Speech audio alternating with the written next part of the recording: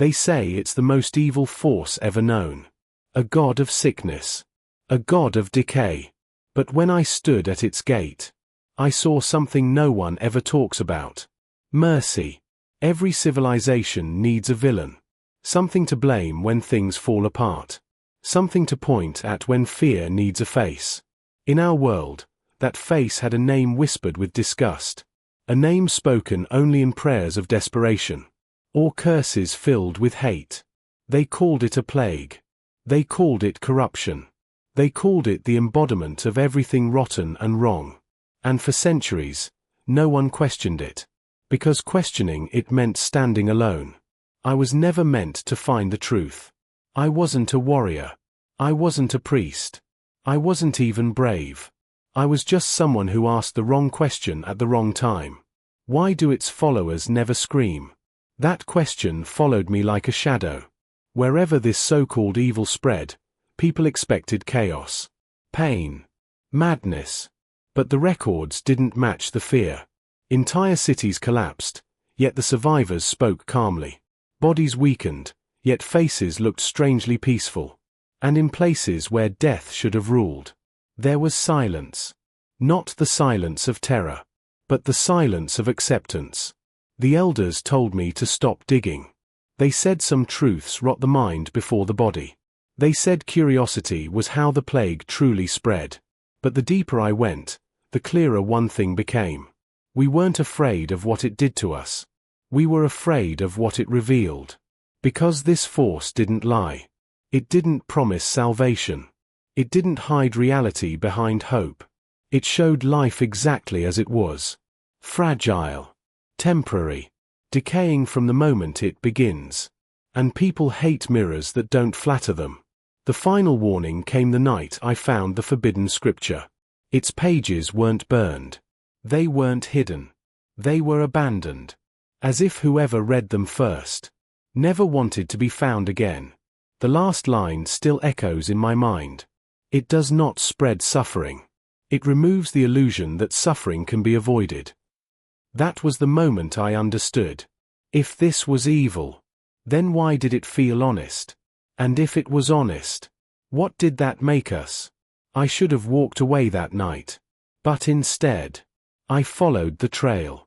Because the next place I went wasn't a battlefield. It was a sanctuary. And what waited for me there was smiling. The sanctuary stood where no sanctuary should exist. No walls. No guards. No weapons. Just a vast hall of stone and bone, open to the poisoned sky, breathing quietly like something alive but resting. The air smelled of damp earth and old rain, not rot. That alone felt wrong. Every story I'd ever heard promised choking stench, screaming victims, madness clawing at the senses. Instead, there was calm. I stepped inside expecting resistance. None came. People were there. Dozens of them. Some sitting. Some lying down. Some standing perfectly still, eyes closed, faces relaxed. Their bodies bore marks, swollen veins, pale skin, slow trembling, but their expressions held something I couldn't name. Relief. A woman noticed me first. She was thin, wrapped in faded cloth, her breathing shallow but steady. When our eyes met, she smiled, not in worship, not in fear, but in recognition. "You're early," she said softly. Early for what? I wanted to ask. But before I could speak, a child ran past her legs. Barefoot. Laughing. Alive in a way children only are when they don't know they're supposed to be afraid. My stomach tightened. Children weren't supposed to survive this long here. That was what the records said. That was what the priests preached. Yet here he was, chasing dust motes through a hall dedicated to decay. I grabbed the woman's arm. "Why aren't you hiding him?" She looked down at my hand, then back at my face. No anger. No panic. "From what?" she asked. "From it," I almost said. "From the monster you serve." But the words wouldn't come. Because there was no monster in the room. No altar soaked in blood. No chanting cult. No madness in their eyes. Only people waiting. Waiting like travelers at the end of a long road. I moved deeper into the sanctuary, heart pounding harder with every step. Symbols were carved into the walls, not warnings, not curses, but records. Names. Dates. Lifespans etched like gravestones that refused to lie. No heroic deaths. No glorious endings. Just truth.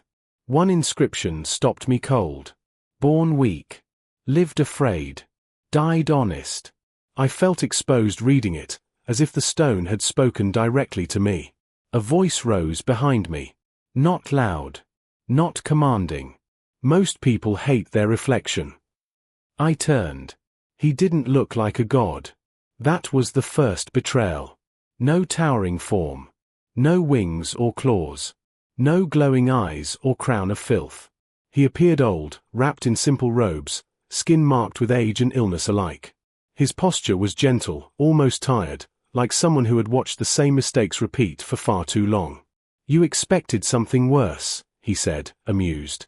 You're not real, I replied, though my voice shook. He smiled. Not offended. Neither is your idea of evil. The sanctuary seemed to breathe around us. The people didn't bow. They didn't kneel. They simply existed in his presence, unafraid. Why do they follow you? I asked. You bring suffering. I reveal it, he corrected. There's a difference. I wanted to argue. I wanted to shout every prayer I'd ever been taught. But the truth pressed heavier than faith ever had. If you're mercy, I said, why does it hurt? He looked at the child running through the hall. The laughter echoed, sharp and brief, like life itself. Because mercy isn't escape, he said quietly. It's acceptance. My chest tightened. People die because of you. They die without me, he answered. I simply refuse to lie about it. That was when I understood the fear. Not of sickness. Not of death. But of honesty. Hope sells better than truth. Promises comfort better than reality. And gods who tell you everything will be fine are easier to love. He stepped closer. I didn't move. Your world teaches you to fight decay, he said. To deny it. To pretend you're permanent. He placed a hand over his chest. His pulse was slow. Fading. I teach you how to endure it. The people around us began to rise, not in worship, but in solidarity.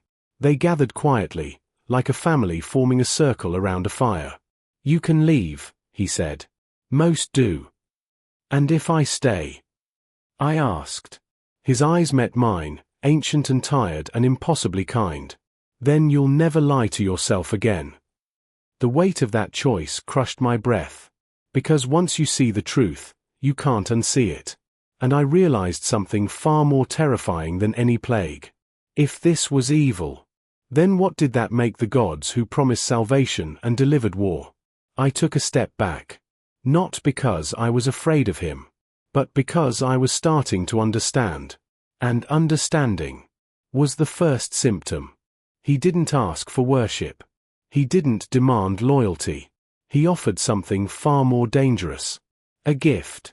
And everyone who accepted it thanked him. I left the sanctuary before dawn. Not because I was chased out. Not because I was threatened.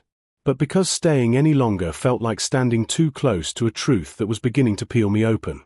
The world outside looked the same. Same sky. Same ruined roads.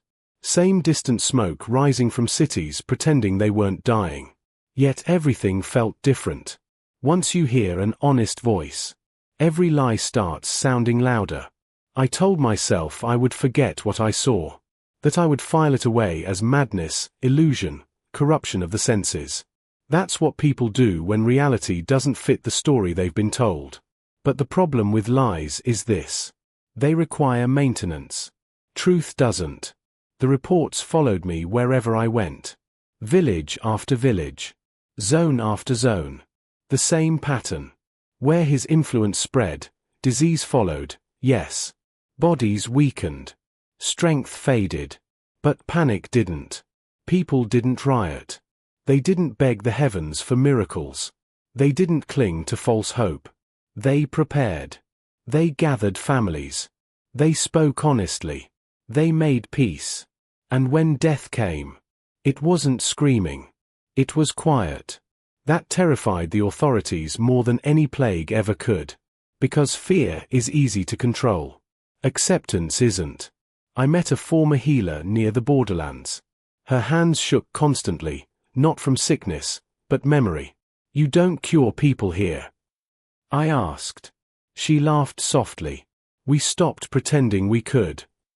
She told me how it began. How they resisted at first. How they burned books and sealed roads. How they prayed. And how none of it worked.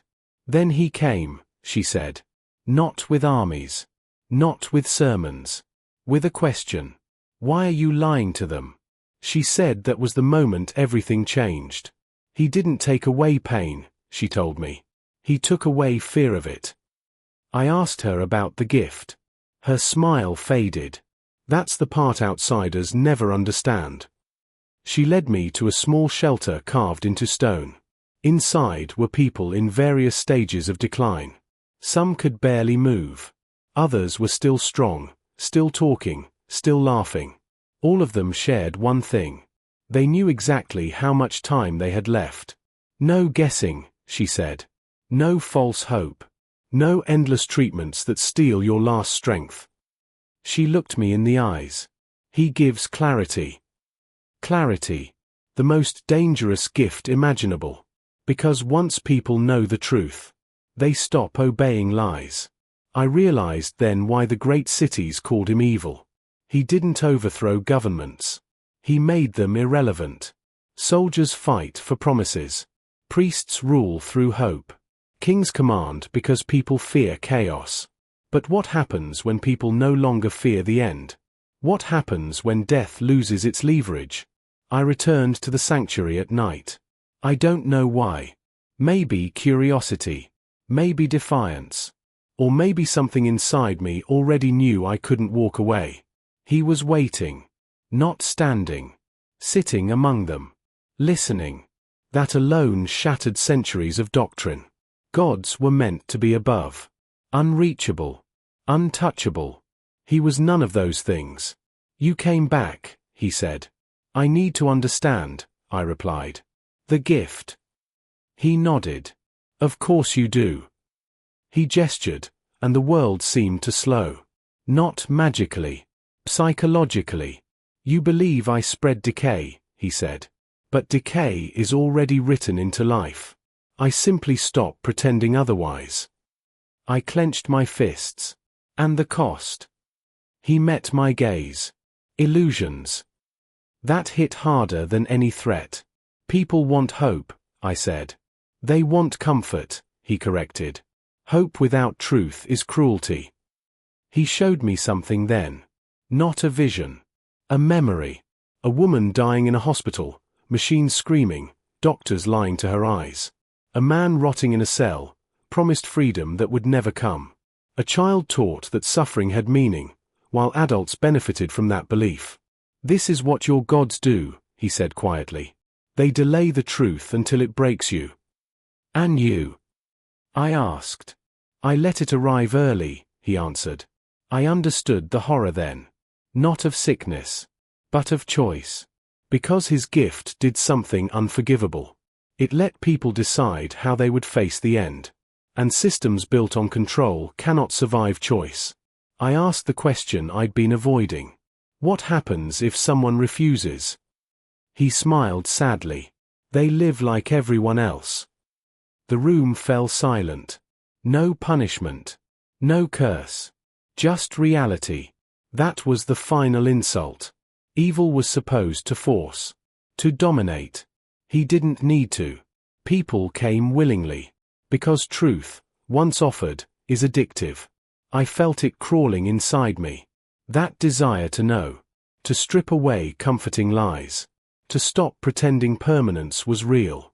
"You haven't accepted the gift," he said, studying me. "No," I whispered. "Not yet." He leaned closer. "When you do," he said, "you won't fear what's happening to you." I stepped back. Because I felt something then. Not sickness. Recognition. And in that moment, I understood the final cruelty of the gift. Once accepted, you can never lie to someone else again. I left the sanctuary shaking. Not because I was infected, but because for the first time in my life, I knew exactly what frightened me. And it wasn't death. It was how peaceful I felt thinking about it. I thought the sanctuary was the truth. I was wrong. It was only the doorway. What lay beyond it wasn't mercy. It was understanding. They warned me not to go further. Not with threats. Not with force. With silence. Maps ended where the land began to sag under its own weight. Roads dissolved into mud and bone, and the air grew thick, not with sickness, but with age. Everything felt old, like the world itself was tired of holding together. This was where the cathedral stood. Not built. Grown. Stone twisted into arches that sagged like ribs. Pillars leaned inward as if listening. No straight lines. No symmetry. Nothing pretending to last forever. Decay wasn't the enemy here. It was the architecture. I expected screams. I expected madness. Instead, I heard voices, calm, measured, thoughtful. Scholars debating philosophy beside farmers. Soldiers laying down armor. Priests sitting quietly, their prayers unfinished. No hierarchy. No throne. Just understanding shared like a disease no one wanted to cure. A man approached me, his body frail but eyes sharp. "You're late," he said. Everyone kept saying that. Late for what? He led me deeper into the cathedral, where the walls pulsed faintly, like a slow heartbeat. Symbols covered every surface, records of civilizations that rose believing they were eternal. All of them gone. All things rot, the man said. Empires just rot slower. I asked him why they stayed. Because here, he replied, we stop lying about tomorrow. That was when I saw it. The core. A vast chamber open to the sky, where something ancient rested, not chained, not bound, not worshipped. Observed. He was there. Not standing above them. Standing among them. His presence filled the space without demanding it, like gravity. "You came anyway," he said. "I had to," I answered. He nodded. "That's always how it begins." I demanded answers. Not gently. Not politely. I accused him of ending civilizations. Of stripping people of hope. Of making life unbearable. He listened. When I finished, he spoke. "You think hope is kindness," he said. "But hope without honesty is torture delayed." He showed me the rules. Not commandments. Consequences. No cure here. No immortality. No escape. Only clarity. Those who entered the cathedral learned the truth of their bodies, their time, their limits. Nothing hidden. Nothing softened. People didn't break here. They arrived already broken. The cathedral simply stopped pretending otherwise. I saw warriors weeping, not from fear, but relief. They no longer had to be strong forever. Mothers holding children, not promising tomorrow, but cherishing now. That was the true infection. Presence. "You don't save them," I said. "You end them." He looked at me with something close to pity. "They were always ending," he replied. "I teach them how to arrive at it honestly." I realized then why he was feared. Because he couldn't be bargained with. No sacrifices. No prayers. No obedience. Just truth. And truth doesn't need followers. It spreads on its own. I asked the question that haunted me. "Why don't you stop?" His answer was immediate. "Why would I?" "Because it hurts," I said. "So does birth," he replied. I felt anger rising. "You call this mercy?" "I call it consent," he said quietly. That word shattered me. Consent. The gods I grew up worshipping never asked. They demanded faith. Demanded suffering. Demanded belief. He demanded nothing. People chose him because he refused to lie. That was when the offer came. Not spoken aloud. Felt. A pressure in my chest. A knowing. a clarity brushing against my thoughts like a blade. I saw myself clearly for the first time. My fears. My limits. My ending. Not soon. But inevitable. I staggered. "You feel it," he said. "The truth doesn't hurt you. Resisting it does." I asked what would happen if I accepted fully. He didn't smile. "You will lose the ability to pretend," he said. "Forever." I saw the cost then. Once you see the world as it truly is, you cannot sell comforting lies. You cannot lead through fear. You cannot promise eternity. You become dangerous. Because honesty destroys empires faster than any plague. I understood the real enemy. It wasn't him. It was a world built on denial. And I stood at the edge of a choice that would erase the person I used to be. I felt it take hold. Not in my body. In my mind. The illusion cracked. And as the truth settled in, I realized something terrifying. I wasn't afraid anymore. I thought understanding would free me. I was wrong. It made me responsible. And responsibility hurts more than fear ever did. The first thing the truth took from me was comfort. Not hope. Not faith.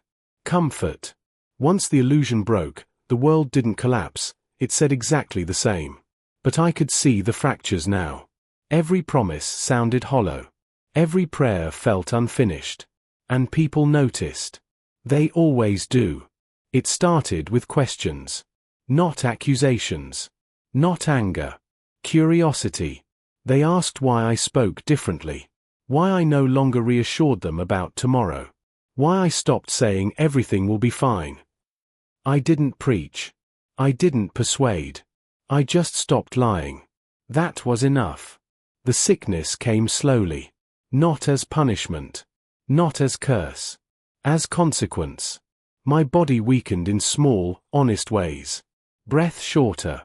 Limbs heavier. Time more visible. I could feel each moment passing instead of assuming there would always be another.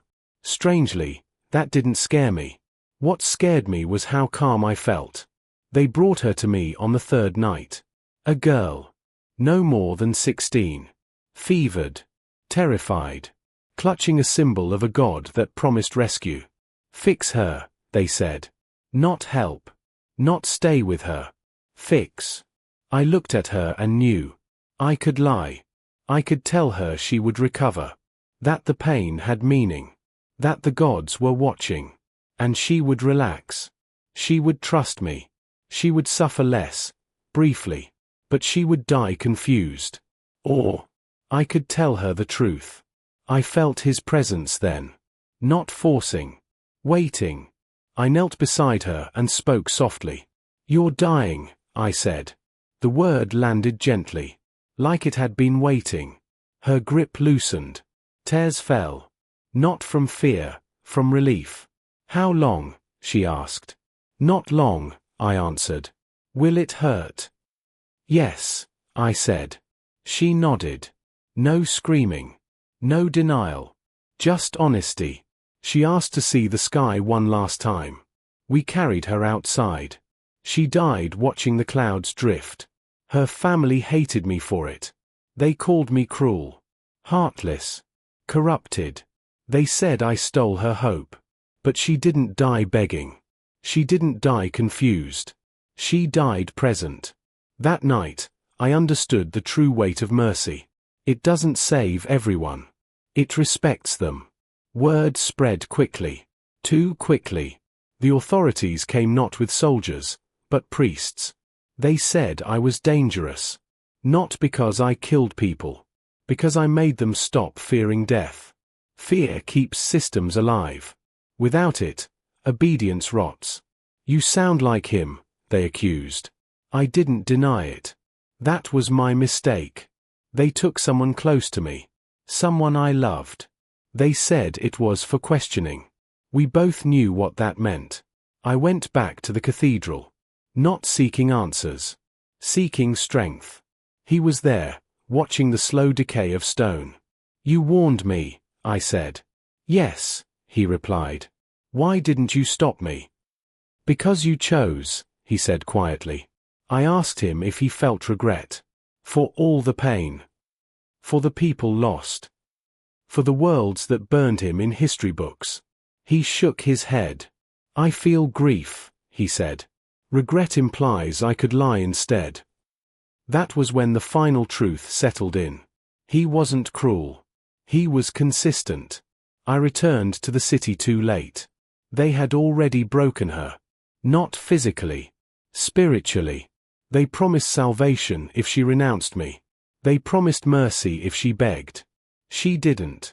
She told them the truth. And truth is unforgivable to those built on lies. She died screaming my name. Not in fear. In certainty. Something inside me shattered. Not my faith. My restraint. When the sickness surged through me that night, I didn't resist. I accepted fully. And the moment I did, they began to fear me. Not because I spread disease. Because I stopped comforting lies. They called me his prophet. His herald. His corruption walking. I looked at my reflection and didn't recognize the person staring back. Not because I looked monstrous. But because my eyes were calm. Too calm.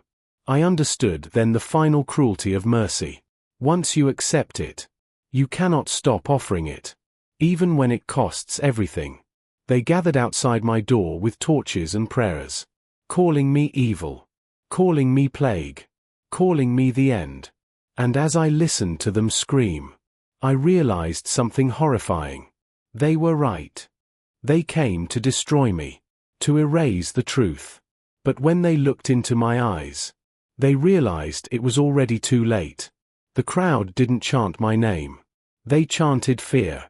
Torches flickered like nervous thoughts, shadows stretching across stone as if the world itself was trying to pull away from what stood at its center.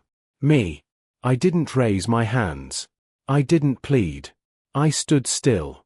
That frightened them more than resistance ever could. Burn the plague, someone shouted. They always choose fire. As if destruction could cleanse truth.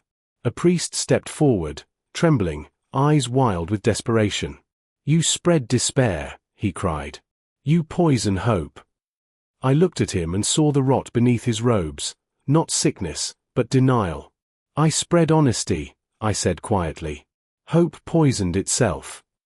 The words rippled through the crowd like a sickness they couldn't contain. Some stepped back. Some screamed louder. Fear fractures when it meets certainty. They advanced. And that was when the world changed. Not with thunder. Not with divine wrath. With silence. The torches dimmed. The air thickened. People began to feel it. Not pain, not illness, but awareness. Time. Breath. Heartbeat.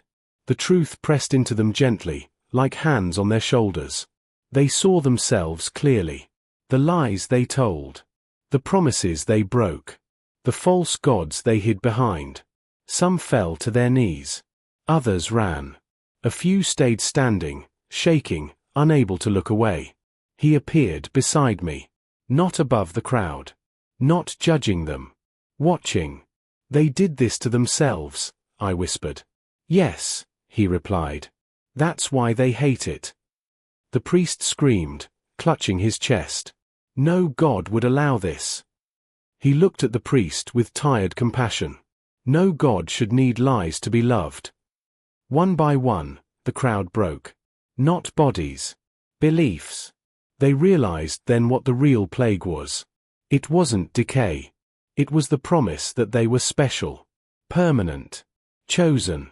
That lie had killed more worlds than sickness ever could. The authorities fled. The faithful scattered. And those who remained didn't worship. They asked questions. That night, I understood the final truth. He was never the end. He was the balance. Civilizations rise believing they will last forever. They fall screaming when reality disagrees. He simply stood where the screaming stopped. As dawn broke, he turned to me. Your time is shorter now, he said. I know, I replied. Do you regret it? I searched myself. The fear was gone. The denial burned away. No, I said. But they'll call me evil. They always do, he said softly. Truth sounds cruel to those who live on lies. I felt my strength fading, not violently, not painfully. Naturally. Like a story reaching its last sentence. Will they forget? I asked. He looked toward the horizon, where cities still stood pretending. No, he said. They'll rewrite it. They always do. I smiled. Because that no longer mattered. I had seen the world without illusions. And I knew something they didn't. The truth doesn't need to be remembered. It waits. Patient. Like decay. Like time. Like the end that comes for everything that pretends it won't. And when the world finally runs out of lies, they won't call him evil anymore. They'll call him honest.